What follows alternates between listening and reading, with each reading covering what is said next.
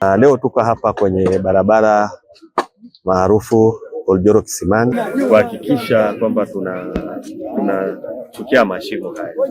Lakini hapa leo tuko hapa, tumemaliza karibu na kituo cha polisi pale, tumemaliza maeneo ya Sojema, tumemaliza barabara ya Mshogama. Sasa tuko hapa sasa kwa sababu maji ni changamoto, mpaka wananchi wanadaiwa nauli tofauti na jinsi ambayo 500 wanadaiwa paka hivi.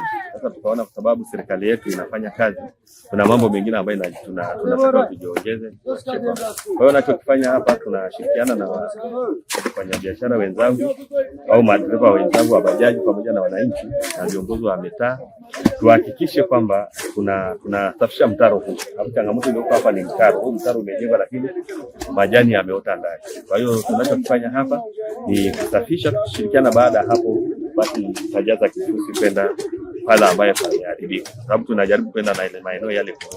Hapa tunaona bajaji yanapita, tunaona magari, pikipiki, yani wanapita kwa changamoto kubwa sana, hata usalama wao unakuwa. Lakini kwa sababu rais wetu Daktari Samia Suluhu anafanya kazi kubwa katika kata yetu ya Buye. Ushirikiano tunayempa hapa ni ushirikiano kuhakikisha kwamba basi wakati tunasubiri TARURA kuja kutengeneza barabara, na sisi tupo kama wananchi ambao ni wazalendo, tukiendelea kusafisha mitaro na kuweka kifusi. Kwa hiyo mimi ninachokifanya hapa, nitaweka kifusi, na hapa sasa hivi tunafanya namna ya kuondoa maji. Niwashukuru wananchi wenzangu, niwashukuru wadereva wenzangu kwa umoja huu ambao wanaonyesha uzalendo katika maeneo yetu. Kwa kweli mimi nimefurahi sana. Leo tuko na vijana Gregans, tunafanya kazi wote. Tuko na wamama, unaona wanafanya kazi, tuko na vijana wa bajaji na toyo. Kwa hiyo kwa kweli mimi binafsi nimefurahi sana, na niwaombe sasa wananchi wenzangu tuwe na ushirikiano. Yani mtaro imeziba, barabara imekuwa ni hatarishi pia kwa kupita kwa miguu, kupita kwa bajaji, kupita kwa pikipiki. Barabara hii imekuwa ni changamoto. Ni barabara kubwa ya TARURA, lakini kwa kipindi hiki TARURA hawajafika kutengeneza kuweka moram na pia kuja kuweka na kutengeneza hizi mitaro.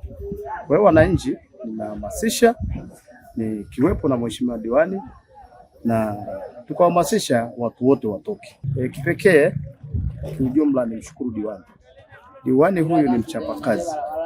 Kiujumla akiona shida ya wananchi wanavyoumia, watu wa Hais wanavyozungumza kwenye Hais na kutoa lugha chafu, kashifu diwani pamoja na mwenyekiti na mbunge, ameamua kuanzia jana amejaza vifusi karibu 2,000. Ametoa ushirikiano mzuri sana diwani, na bado ameniambia kwa muda huu anapanda mlimani kwenda kupokea gari la jiji ambayo tayari mkurugenzi pamoja na meya wamempatia ili aendelee kuleta vifusi kujaza kwenye barabara ambayo imeharibika kwa sana.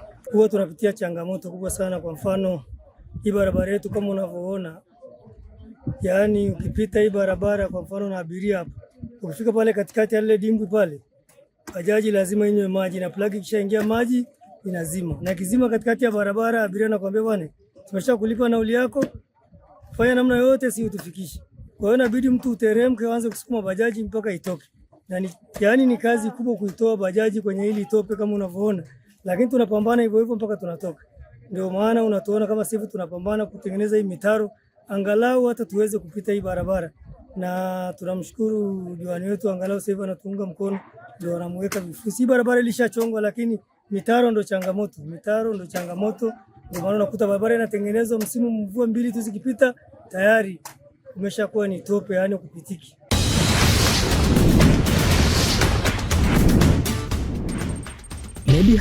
Medi Habari, sisi na wewe ni kitu kimoja.